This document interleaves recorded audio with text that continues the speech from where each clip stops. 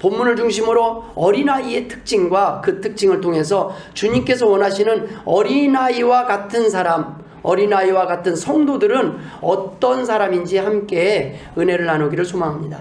그 첫 번째 어린아이의 특징은 순종입니다. 즉 말 잘 듣는 아이가 아니라 말 잘 들을 때가 아이일 때라는 것입니다. 그때로 돌아가야 한다는 것입니다.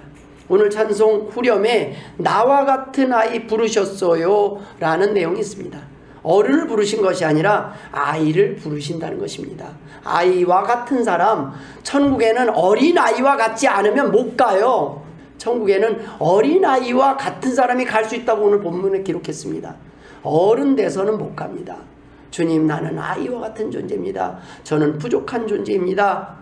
라는 마음을 가지고 살아가야 되는 것입니다.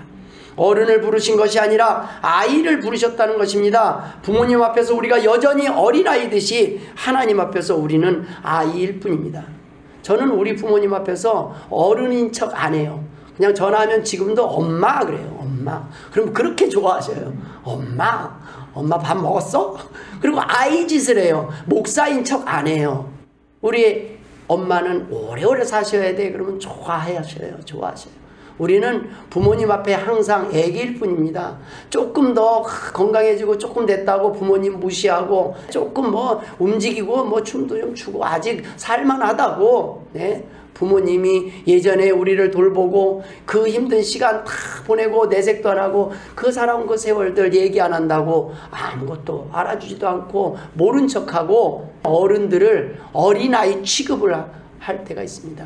사실은 어린아이가 아닙니다. 우리도 언젠가 나이가 들면 다시 아기가 됩니다. 네? 복수하는 거예요, 부모님들이.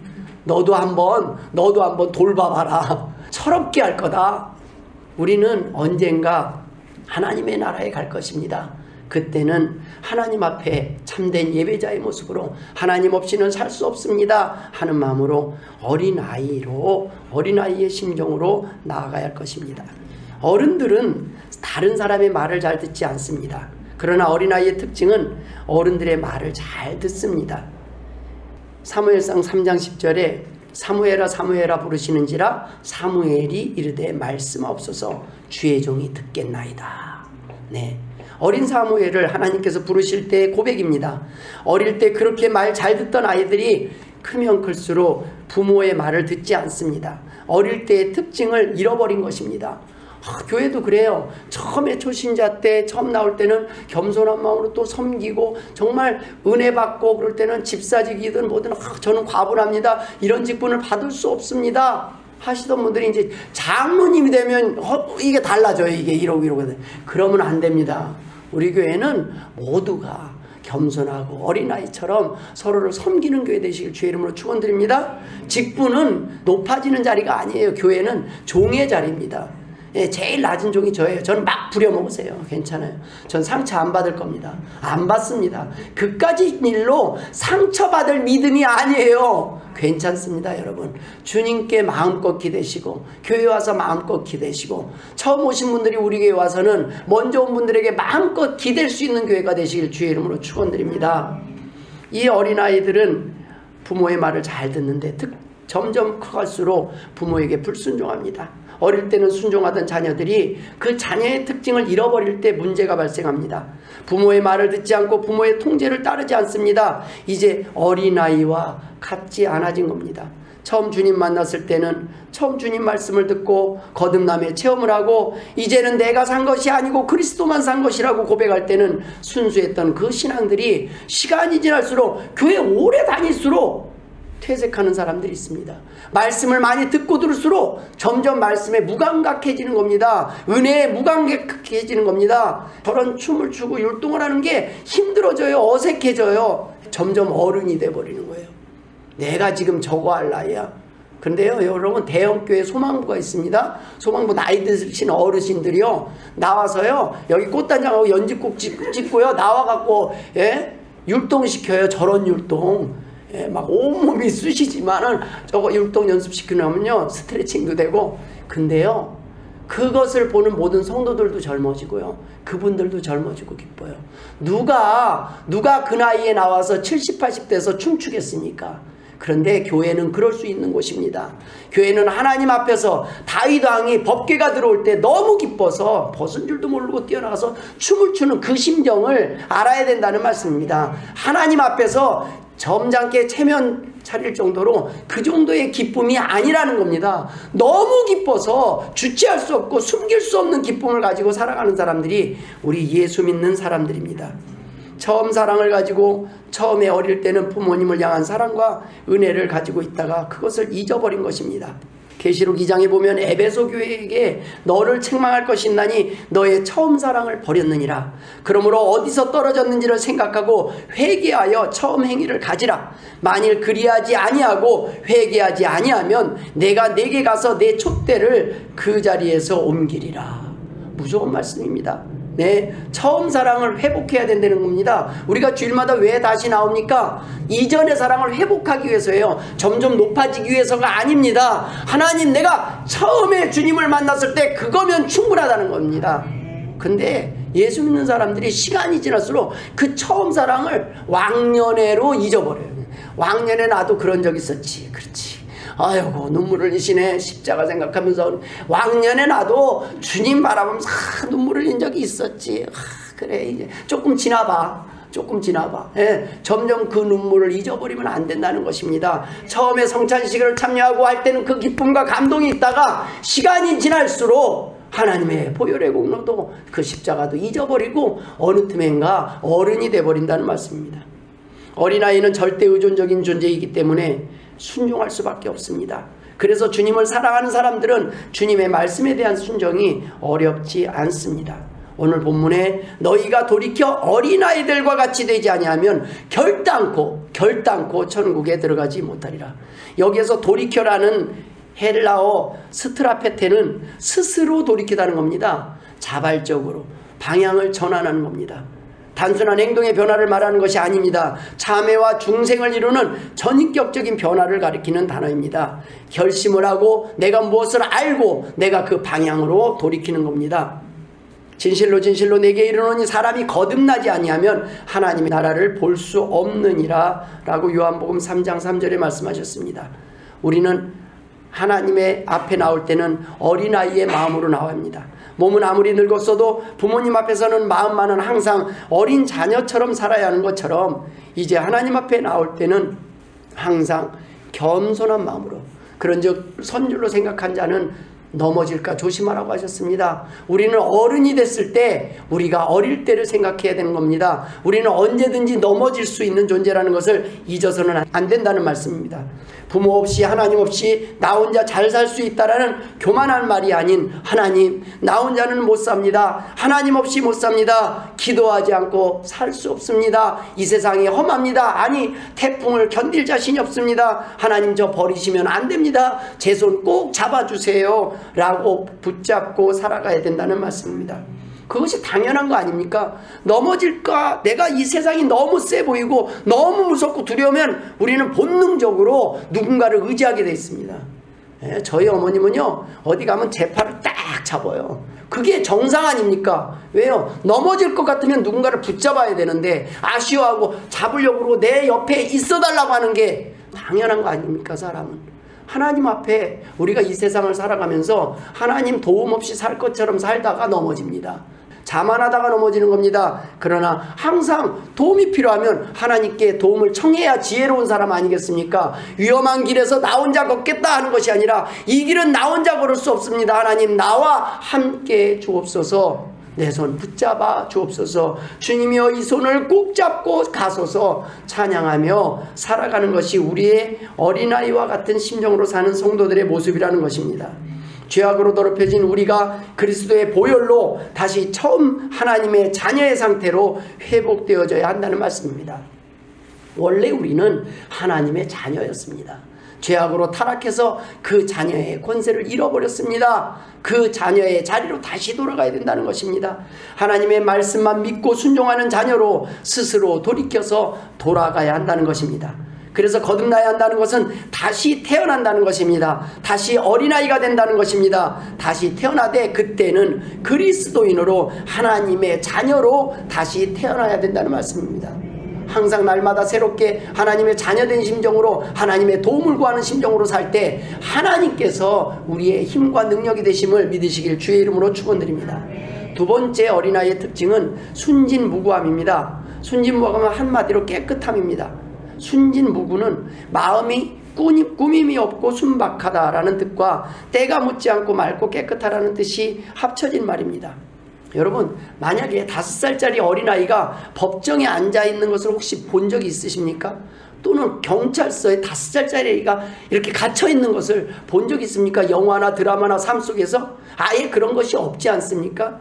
5살 아이가 잡혀있다 칩시다. 경찰서에 잡혀있는 그 아이의 눈빛을 한번 상상해 보십시오. 아이가 자기가 왜 잡혀왔는지는 알겠습니까? 그 반짝반짝반짝하는 그 눈빛에 잡아놓은 그 경찰과 그 아이의 눈빛을 비교해 본다면 누구의 눈빛이 더 선하고 누가 죄가 더 많겠습니까? 잡아놓은 사람을 다 욕할 겁니다. 제가 뭘 안다고. 그렇죠? 어린 아이의 눈에는 맑고 깨끗함이 있습니다. 그 아이가 설사 무엇을 잘못했다 할지라도 그 아이는 몰라서 지은 죄예요. 뭘 모를 때입니다. 고의적으로 누군가를 해하려고 하는 것이 아닙니다. 그러나 어른들의 특징은 반대입니다. 깨끗함이 훼손되었습니다. 오랜 세월 살다 보니 이런저런 때가 많이 묻었습니다. 수많은 죄뿐 아니라 사람들에 대한, 세상에 대한 불신, 부정적인 생각들로 오염되어 버렸습니다. 깨끗하게 살기는커녕 다시는 어린 시절의 깨끗함과 순수함을 회복할 수 없는 사람들이 바로 오늘날 어른들의 모습 같습니다. 돌이킬 수 없을 만큼 너무 더러워져서 꾀지지하고 너덜너덜한 옷을 입고 살아가는 듯한 사람들이 바로 어른입니다.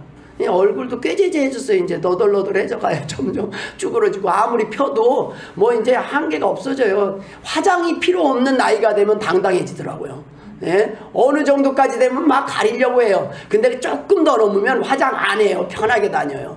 왜요? 가려봤자, 바꿔봤자, 염색해봤자, 이제 그게 그거예요. 이제 가릴 필요도 없어. 옷도 편하게 입고 다니시더라고. 뭐 투자해봤자 아까운 거예요. 그냥 세상 편하게 다니셔요. 예. 여러분, 아무리 화장하고 아무리 교양 있는 말을 해도 어린이의 순진함을 회복하기에는 어쩌면 너무 늦어버린 듯한 때가 어른입니다. 저는 제 아내와 첫날 통화를 하면서 순수함에 끌렸습니다. 첫 번째 통화를 하는데 아내는 저에게 궁금한 것들을 계속 질문을 합니다. 그 수많은 질문 속에서 저는 순수함을 느꼈습니다. 아내는 자신이 모른다는 것을 드러내는 것을 저한테 부끄러워하지 않았습니다. 모르는 것을 묻기를 주저하지 않았습니다. 사람들은 아는 것을 자랑하는데 아내는 말씀 속에서 궁금한 것들, 이해되지 않는 것들을 묻기에 바빴습니다. 말씀에 대해서 알려주면 알려줄수록 아내는 하나님의 말씀에 흥미를 가졌습니다. 네, 데이트를 하는 건지 성경 공부를 하는 건지 모르겠더라고요. 다른 사람들은 이성과 첫 번째 전화통화를 하면 호구조사하기에 바쁩니다. 아내는 하나님에 대해, 말씀에 대해 묻기에 바빴습니다. 그날 저와 아내는 첫 번째 통화를 마치기 전에 결혼하기로 작정하고 약속했습니다. 그리고 나서 3년 동안 성경 공부를 시키는 거예요. 그냥 앉으면 묻는 거예요. 이건 뭐예요? 저건 뭐예요? 하나님은 왜 이 말씀을 기록했어요? 이거는 하나님 그럼 이러면 이렇지 않아요? 이거는 뭐 이상한 거 아니에요? 뭐 계속 묻는 거예요. 3년 내내 저희는 밥 먹는 시간 빼고 앉으면요, 저희는 이게 내가 목사이긴 하지만 계속 묻는데 계속 대답해 줘야 돼요. 3년간 개인지도 했습니다. 예, 웬만한 신학생들도 그 정도 열정은 없을 겁니다. 지금도 마찬가지입니다. 뭐만 하면 성경책 들고 와서 물어봐요. 이거는 뭡니까? 네. 어린아이와 같다는 것은 하얀 백지와 같은 상태입니다. 내가 이 정도면 많이 듣고 이 정도면 하나님의 말씀을 많이 알았어. 이제 그만 배워도 돼. 그게 아닙니다. 말씀이 들어가면 무조건 백지가 좋은 것이 아니라 말씀이 들어가면 그 백지에 말씀이 들어가고 기록되면 하나님의 사람이 되지만 욕심이 들어가면 사탄의 종이 됩니다. 이렇게 어린아이와 같이 순수하고 깨끗한 상태로 회복할 수 있는 방법이 무엇입니까? 복음입니다. 하나님의 백성은 순수함만 있어서는 안 된다는 것입니다. 그곳에 복음이 들려져야 합니다. 말씀이 기록되어져야 합니다. 그렇지 않으면 순수함만 가지고서는 회복이 될 수가 없어요. 어린아이와 같다는 것은 순수함만 가져서는 안 되는 겁니다. 거기에 무엇이 기록되느냐? 네, 우리는 어린아이들을 돌보아야 됩니다. 말씀이 기록될 수 있도록 어려서부터 가르쳐야 됩니다. 말씀으로 사는 것이 무엇인지 알아야 합니다. 복음이 들어가 있지 않으면 순수함은 교만함으로 바뀔 수 있다는 것입니다. 나만큼 깨끗한 사람 없어, 나만큼 착하게 사는 사람이 어디 있어라고 생각할 수 있다는 것입니다. 우리가 보혈의 공로로 우리의 지난 죄를 완전히 용서받았을 때 비로소 우리는 어린아이의 미소와 기쁨, 그리고 그 누구의 눈치도 볼 필요가 없는 당당한 표정을 회복할 수 있는 것입니다. 성도들의 삶에서 이러한 순수한 표정이, 이러한 마음이 어색하지 않아야 합니다. 몸은 늙어도 마음만은 주님 앞에 어린아이의 심정으로 밝게 살아가야 한다는 것입니다. 이 깨끗함은 우리의 노력으로 되는 것이 아닙니다. 보혈의 공로로만 회복이 가능합니다. 깨끗한 마음, 깨끗함의 확신이 있어야 우리의 삶에서 기적을 경험할 수 있습니다. 주님은 어린아이의 순진무구함을 본문에서 말씀하고 계신 것이 아닙니다. 백지와 같은 어린아이의 마음과 같은 깨끗함, 순결함은 오로지 말씀을 통해서, 계명을 통해서만 회복될 수 있다고 말씀하시는 것입니다. 그 어린아이와 같은 깨끗함을 회복하려면 보혈이 없이는 안 된다는 겁니다. 그렇지 않으면 천국에 가지 못한다는 겁니다. 지금과 같이 교만한 마음, 더럽혀진 우리의 몸으로는 천국에 합당하지 않다는 말씀입니다. 시편 19장 8절에 여호와의 교훈은 정직하여 마음을 기쁘게 하고 여호와의 계명은 순결하여 눈을 밝게 하는도다. 여러분, 여호와의 계명만이 우리를 깨끗하게 하고 우리를 다시 순수하게 만들어준다는 겁니다. 하나님은 주님 앞에 예배하고 돌아갈 때마다 우리를 다시 백지 상태로 깨끗하게 회복시키신다는 말씀입니다. 천국은 깨끗함과 순결함의 온전한 회복이 없이는 결코 그 누구도 갈 수 없다고 말씀하고 계시는 것입니다. 세 번째 어린아이의 특징은 믿음입니다. 경험이 적어서 믿음으로 사는 사람들이 바로 어린아이들입니다. 어린아이는 뭐 세상을 몰라요. 어떻게 살아갈지, 어느 게 무서운지 몰라요. 위험한지. 부모나 어른의 말을 신뢰할 수밖에 없습니다. 때문에 어린아이들은 산타클로스가 있다고 그러면 그대로 믿고 마술도 보고 뭐 놀래고 쏘가요. 말을 안 들을 때면 저희 부모님은 어렸을 때 저를 놀리기 위해서 다리 밑에서 주워왔다고 말을 했습니다. 그러면 그 말이 진짜 믿어져 갖고 심각해, 나 정말 주워온 자식인가 보다. 예? 그래갖고 진짜 울기도 했었어요. 겉과 속이 같은 사람, 그게 어린아이예요. 내 안에 믿는 대로 얼굴의 표정이 나와요.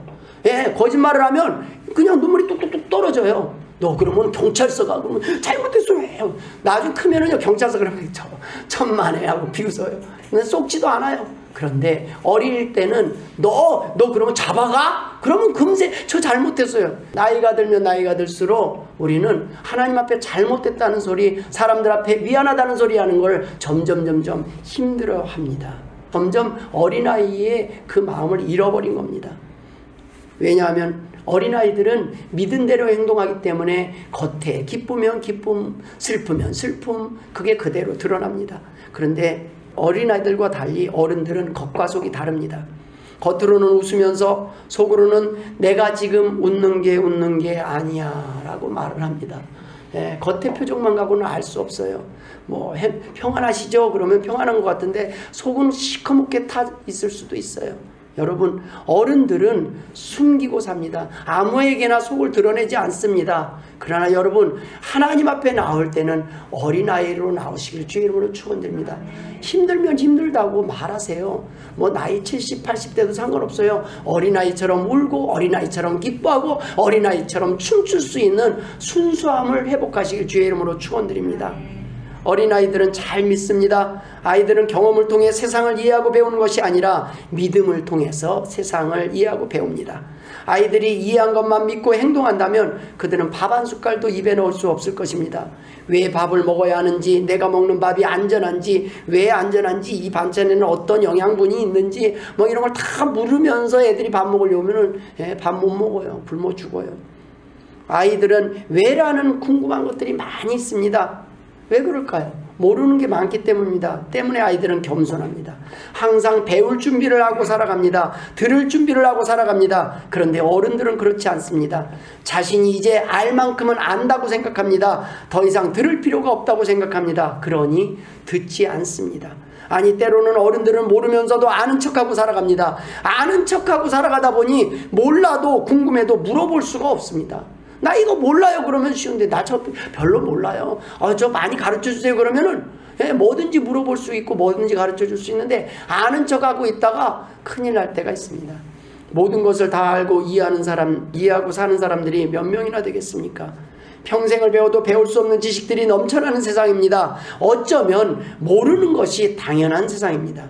하지만 마음만 먹으면 얼마든지 배울 수 있는 세상이기도 합니다. 네이버에게 묻고 유튜브를 검색하면 이제 언제든 배울 수 있는 세상에 살고 있습니다.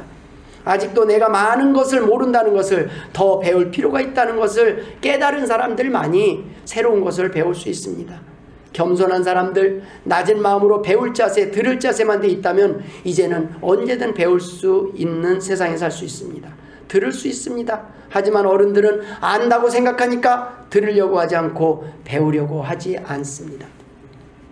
예전에 박사님이라는 말을 들을 때면 이런 생각이 들었습니다.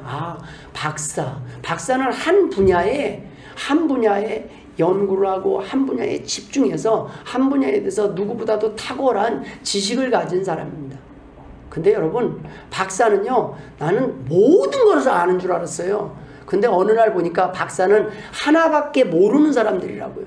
박사는 하나밖에 몰라요. 진짜 어쩔 땐 요리도 모르고 다른 거. 그래서 박사가 되는 거예요. 왜? 30년을 한 분야만 파는 거예요. 하나만. 우리 신학도 박사님 그러면은 저는 성경을 다 잘하는 줄 알았어요. 아니더라고요. 박사님은요, 구약신학, 신약신학으로 또 나눠져요. 구약 안에는 어느 분은 다니엘서만 연구해요. 어떤 분은 평생 다니엘서 1장만 연구해요. 그래야 박사예요. 왜? 그 분야에 있어서는 최고가 되는 겁니다.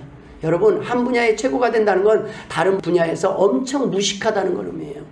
박사는 유식한 사람이 아닙니다. 무식한 사람입니다. 그래서 우리는 어느 것에 유식해야 될지 무식해야 될지를 결정하고 살아야 돼요. 인생은 짧은데 세상 모든 것을 알려고 하다 보면 그건 지혜로운 삶이 아닙니다.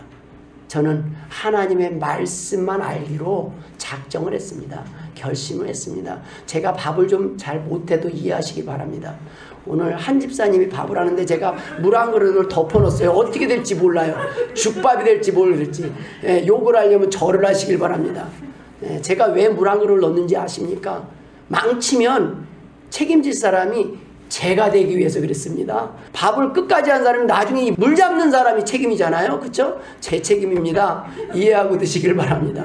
교회는 누군가 무슨 일을 합니다. 그런데 잘 될 수도 있지만 망칠 수도 있지 않겠습니까? 인생을 살다 보면 우리가 모든 걸 잘해서 사는 게 아니라 무언가 처음 하는 일이니까 잘 안 될 수도 있지 않습니까? 아니, 그 사람이니까 더 안 될 수도 있지 않습니까? 여자분이 하니까, 남자가 할 일을 여자가 하니까 그 정도면 잘한 건데 제대로 모양은 안 나와도 우리는 칭찬할 줄 알아야 된다는 겁니다. 저 정도면 애쓰셨습니다. 그런 대로 그냥 나눠서 먹고 그런 대로 안 되면 다음에 또 더 잘하는 분이, 또 요리 잘하는 분이 해오시면 되고, 그쵸? 밥하는 사람이 또 그 다음에 나서겠죠. 한 번만 망치라고 그랬습니다. 다시는 밥 안 하려면, 한 번만 망치면 다시는 밥할 기회가 없을 겁니다.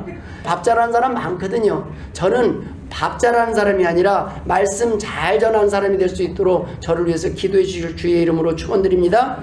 이 땅에서 하도 아는 체하고 듣지 않으려고 하니까 주님이 뭐라고 말씀하셨습니까? 귀는 있어도 듣지 않고 듣지 못하니, 성경에는 귀 있는 자는 들으라고 말씀을 여러 군데 기록하셨습니다. 여러분, 귀 없는 사람이 어디 있겠습니까? 그러나 말씀은 귀가 있어도 듣지 못하는 사람들이 있다는 것입니다. 여러분, 계시록 2장 7절에 귀 있는 자는 성령이 교회들에게 하시는 말씀을 들을지어다.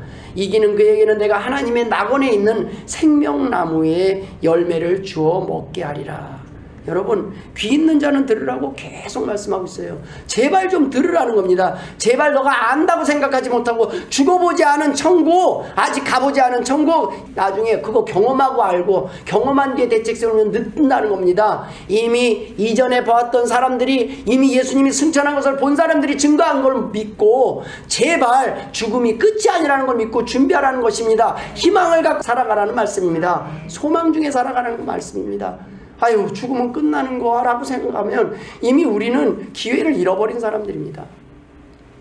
여러분, 듣지 못하는 사람들의 특징이 무엇인지 아십니까? 교만함입니다.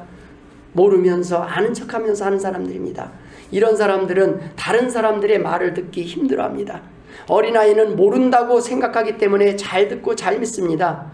어른들 말을 잘 듣습니다. 잘 배웁니다. 그러나 어른이 돼버리면 다른 사람들 말을 잘 믿지 못합니다. 살면서 사람들에게 많이 속았기 때문입니다. 맞습니다. 사람들은 믿을 존재가 못 됩니다. 그러니 하나님은 사람을, 이웃을 사랑하라고 하셨습니다. 사람은 사랑할 존재라는 것입니다.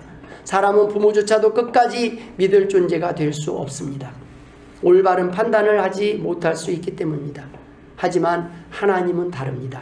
하나님의 말씀은 다릅니다. 단 한 구절의 말씀도, 단 한 번도, 단 한 사람도 실망시킨 적이 없기 때문입니다. 틀린 구절이 없습니다. 그래서 믿을만 합니다. 그런데도 믿지 않습니다. 듣지 않습니다. 읽지 않습니다. 믿지 못하니 듣지 않고 보지 못합니다.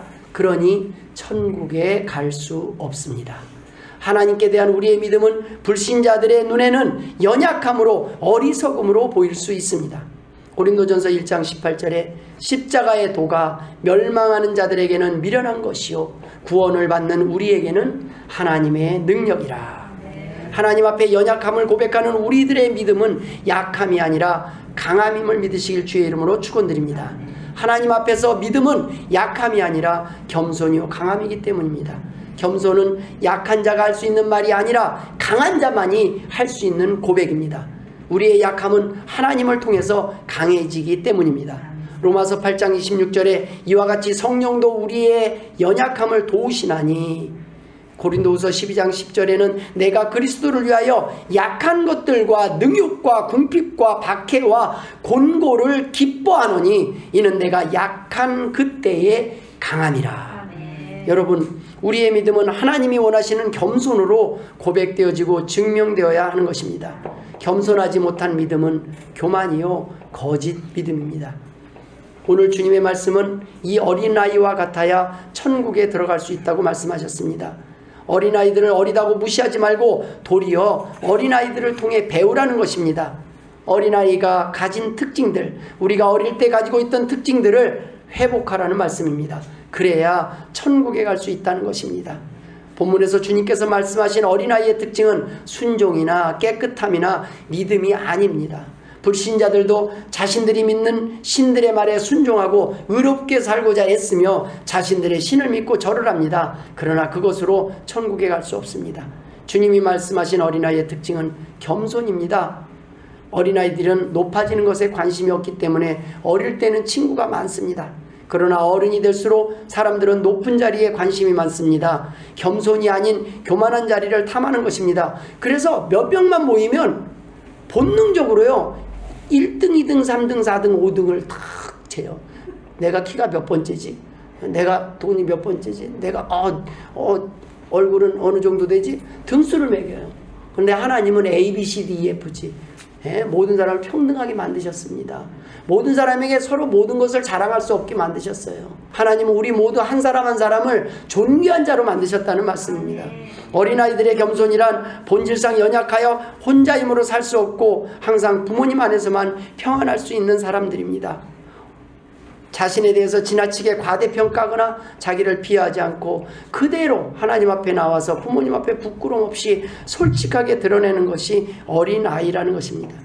오늘 본문의 주님께서 천국에서 누가 크냐라고 하니까 동문서답하듯이 누가 크냐라는 질문에는 네가 크다, 이런 사람이 크다 라고 하기 전에 예수님은 그냥 어린아이와 같지 않으면 천국에 들어가지 못한다고 말씀하셨습니다.